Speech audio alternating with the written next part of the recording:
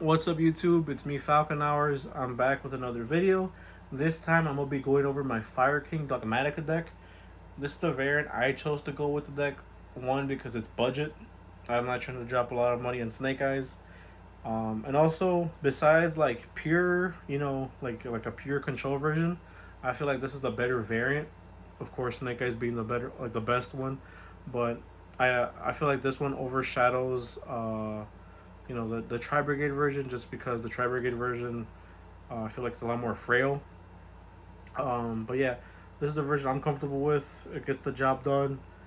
Um, but yeah, for sure, I'm happy that this deck is playable again. If you guys seen my older videos or just been subscribed for a while, back in the day, Fire Kings was my deck. That was my go-to. And sadly, with time, the deck became irrelevant. But now with the new support, uh, it's playable again, and it just makes me so happy. I'm for sure excited for the new Fire King monster to come out. I forget her name, but it's the girl that has the Grunix wings. Um, I'm waiting for that card, and then I'm gonna try playing a pure version with that. But for now, I'm stick with the Dogmatika version, and let's get started with the profile. So first monster was a 2 of. It's Sacred Fire King Grunix. 2 is perfect. I feel 3 is a little too much, because if you draw 2 of it, one of them is dead. If you could trigger one, but the other one's not going to trigger. So 2 is perfect for me. The for sure 3 of is Kieran. This one's really good just for the fact that helps you dodge like Imprimer Veiler on your Ponix, but also it helps become another body on the field by destroying a fire anywhere, like on the field or grave. So if you're just trying to put damage on board, you can just pop a fire in your hand, special this. If you have a Grunic somewhere, you special that as well, and you just keep going.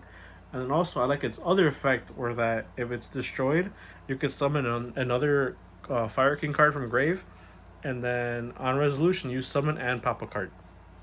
So I really like that part, for the fact that if they don't stop its effect from activating in the beginning, once you summon something and you pop a card, they can't respond to that. So it catches people lacking. Really like that. And another 3 of is Arvada. I'm happy that this card got a foil finally after so many years.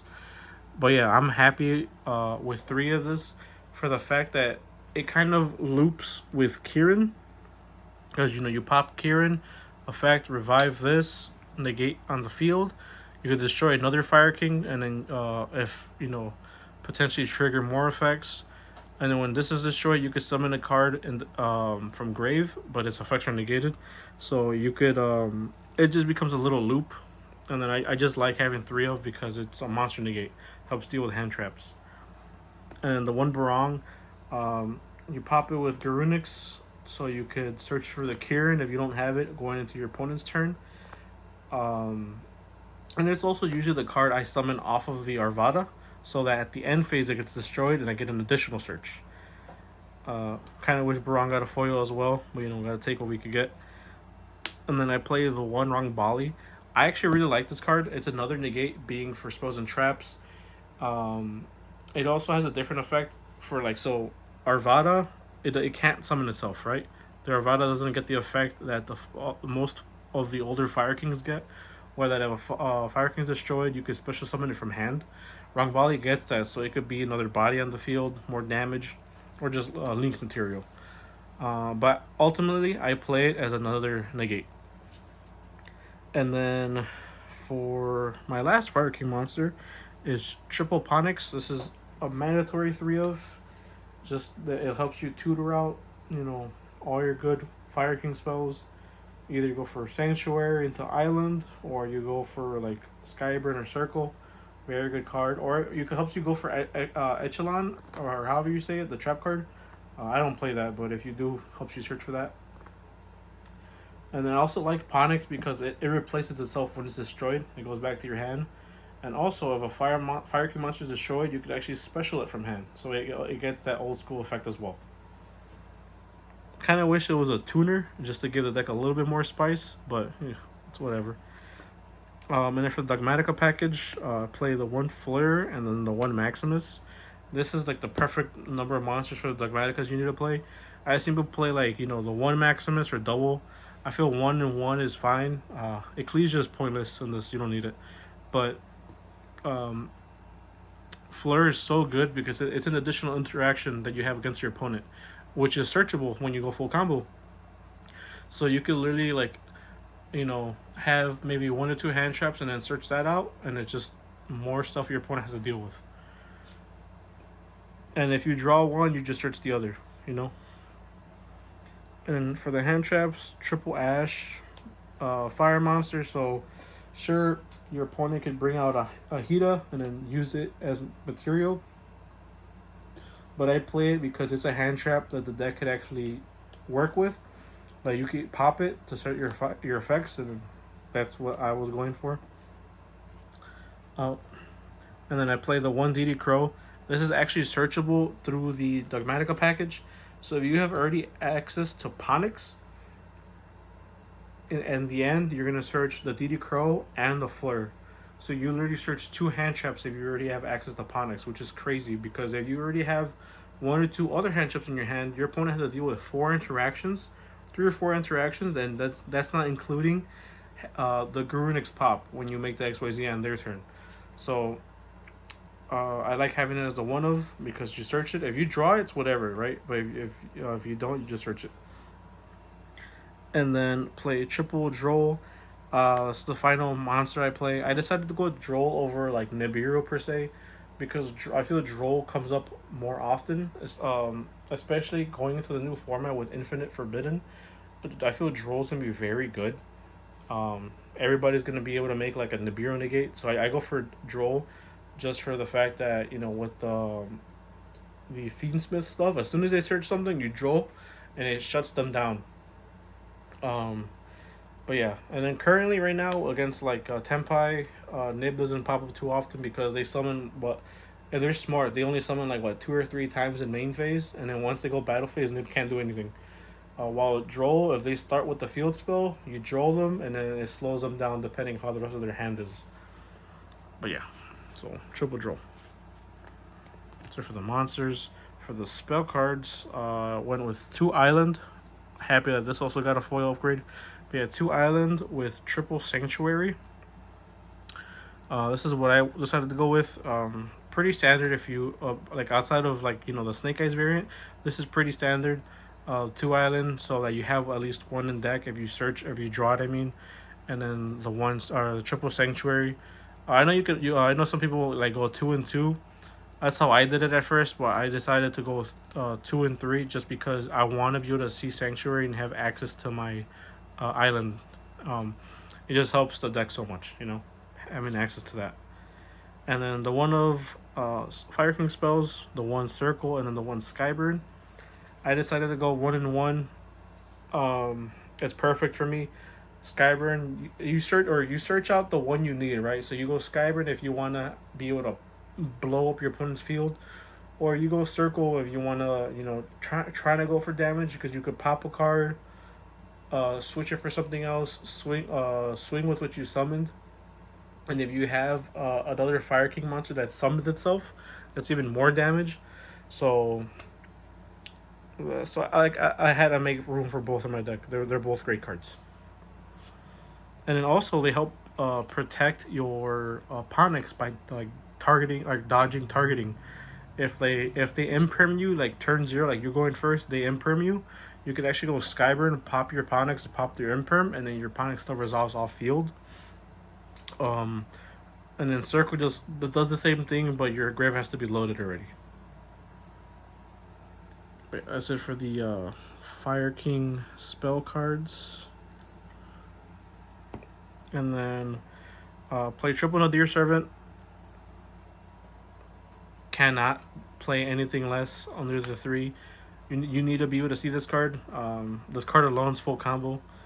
It's crazy. I'm surprised this card, I mean, at this point it's probably been power crept, but I'm surprised this card stayed above 2. Like 2 and above for the longest.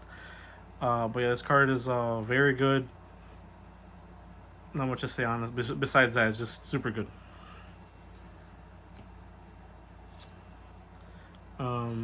Play the one Call by the Grave, and then the one for one. Call by, helps protect your Ponyx or your Nadir Servant to resolve. Just keep in mind that since you're gonna be playing a lot more hand traps, if you call by one of those hand traps you play, you gotta realize that you can't, like it stops you from playing it.